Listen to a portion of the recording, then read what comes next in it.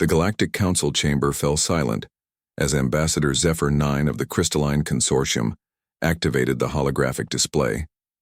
The assembled representatives from 47 different species watched as complex mathematical sequences danced through the air, their alien minds struggling to comprehend the intricate patterns. Esteemed colleagues, Zephyr 9's voice resonated through specialized translators. What you see before you is the culmination of 8 centuries of our finest cryptographic minds. The infinite spiral cipher, a code so complex, so mathematically perfect, that our greatest quantum computers require approximately 847 years to process a single sentence. The insectoid delegate from Hive Prime clicked his mandibles in appreciation. The gaseous beings from Nebula Station pulsed with various shades of blue, indicating deep respect. Even the ancient tree minds of Verdant 7 swayed their massive branches in acknowledgement. This cipher, Zephyr 9 continued, incorporates 17 different mathematical principles unknown to most species, quantum entanglement patterns that shift based on gravitational fields, and temporal displacement algorithms that change the key every 0.003 seconds based on the rotation of exactly 49 different pulsars. A low rumble of awe swept through the chamber. The Reptilian Federation's chief diplomat, Scale Singer Vorthak, raised one clawed hand. Surely, Ambassador, no species in the galaxy could crack such a marvel of intellectual achievement. Zephyr 9's crystalline form shimmered with pride. Indeed. Our proposal is simple. Whichever species can break the infinite spiral cipher shall be granted the coveted position of Supreme Military Strategist for the entire Galactic Council. The role comes with command over all interspecies conflicts and access to our most classified defense protocols. The chamber erupted in excited chatter. For millennia, different species had competed for this prestigious position, but none had held it for more than a few decades.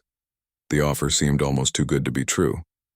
Ambassador Chen Wei of the Terran Republic sat quietly in the human delegation's modest corner. Her colleagues, Dr. Sarah Martinez and Captain Jim Reynolds, exchanged glances.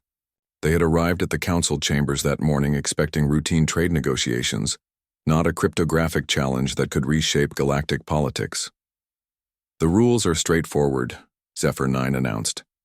Each species may submit their solution within one galactic standard cycle, roughly equivalent to 73 Terran days.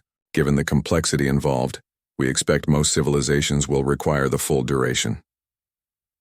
The Ethereal Collective's representative, a being of pure energy contained within a force field, flickered rapidly. What of the newcomer species? The humans have barely achieved interstellar travel. Surely this is beyond their primitive capabilities. A few derisive sounds echoed through the chamber. Humans had joined the Galactic Council only 23 years ago, and their technological advancement was considered quaint by most standards. They still used chemical rockets for basic transportation and had yet to master faster-than-light communication. Ambassador Chen stood slowly, her movement drawing surprised attention. If I may, honored colleagues, I'd like to request clarification on the contest rules. Zephyr 9's form brightened with what might have been amusement. Certainly, Ambassador Chen. Though I must warn you, the mathematical concepts involved are quite sophisticated. I appreciate that, Chen replied calmly. My question is simple. Are we allowed to work collaboratively as a species? Or must individuals attempt the cipher alone? Collaboration is permitted naturally. Most species will require their finest minds working in concert. And there's no restriction on methodology? We can use any approach we deem appropriate? None whatsoever. Brute force computational power, advanced theoretical mathematics, quantum probability manipulation, any technique your species possesses. Chen nodded and activated her personal communicator. The other delegates watched with mild curiosity as she spoke rapidly in the human language known as English. Her conversation lasted exactly 4 minutes and 17 seconds. Thank you for the clarification, Chen said, returning to her seat. We'll have our answer shortly. The Arcturus Trade Guild spokesman let out a series of barks that the translators rendered as laughter. Surely the humans don't intend to attempt this immediately. The complexity alone requires months of preparation. Dr. Martinez, a slight woman with sharp eyes, looked up from her portable computer. Actually, we're nearly finished. The chamber fell dead silent. Vorthak's forked tongue flicked out nervously. Finished with preparations? No, Captain Reynolds said, checking his chronometer. Finished with the cipher. Sarah's just running a final verification sequence.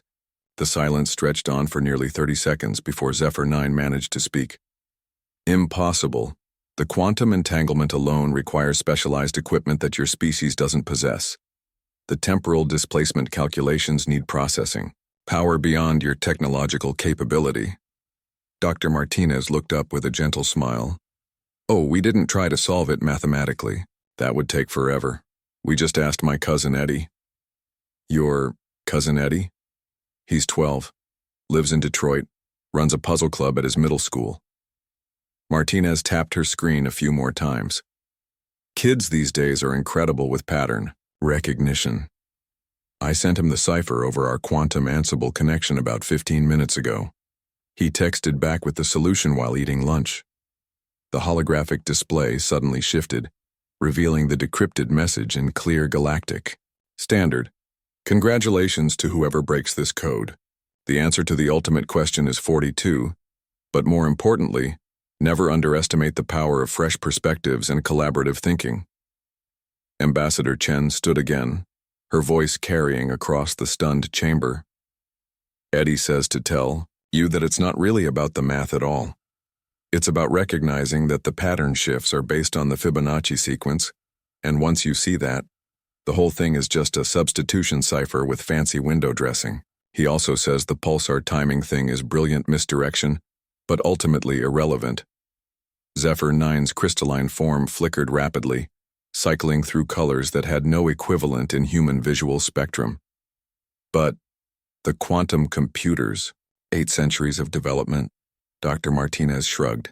Sometimes the best solution is the simplest one. Eddie finished it during his lunch break and then went back to playing soccer. Oh, and he wants to know if you have any harder puzzles. This one was apparently too easy. The chamber remained silent for a full 2 minutes before the Hive Prime delegate began what the translators could only describe as hysterical chittering. As the various species struggled to process what had just occurred, Captain Reynolds leaned over to Ambassador Chen. Should we tell them about the gaming community? Or maybe mention what our 8-year-olds do with quantum physics homework? Chen smiled, watching as several delegates appeared to be having what could only be described as existential crises.